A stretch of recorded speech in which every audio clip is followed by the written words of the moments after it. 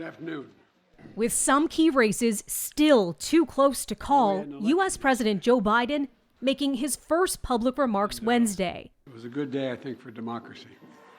After the U.S. midterm elections saw his Democratic Party beat expectations. While Republicans failed to deliver a knockout punch, the GOP did make modest gains and are favored to take control of the U.S. House of Representatives. As for the Senate, both parties still holding their breath. Several extremely tight contests yet to be called. I think the Democrats are probably breathing a sigh of relief, and I think Republicans are wondering what they could have done differently. Nathaniel Burkhead, a political science professor at Kansas State University, says expectations of a big night for Republicans just didn't pan out. Republicans, especially Trump-backed Republicans, struggled in the ballot. I think it was really down to candidate quality. If we look at people like Herschel Walker or Dr. Oz, these were people who were not serious candidates, and voters noticed that.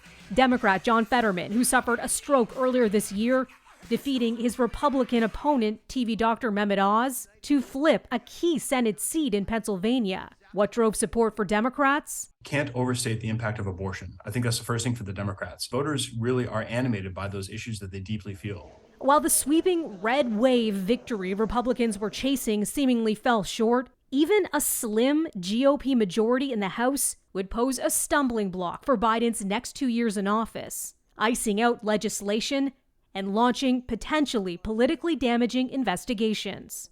Still, the U.S. president says, We lost fewer seats in the House of Representatives than any Democratic president's first midterm election in the last 40 years. Regardless of what the final tally in these elections show, and there's still some counting going on, I'm prepared to work with my Republican colleagues.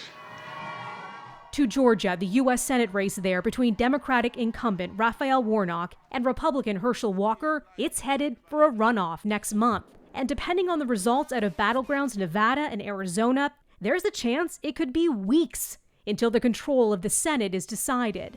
And over in Florida, a comfortable victory for Republican Governor Ron DeSantis. He's a possible 2024 presidential contender who may face off against former U.S. President Donald Trump for his name on the ticket. Melissa Duggan, City News.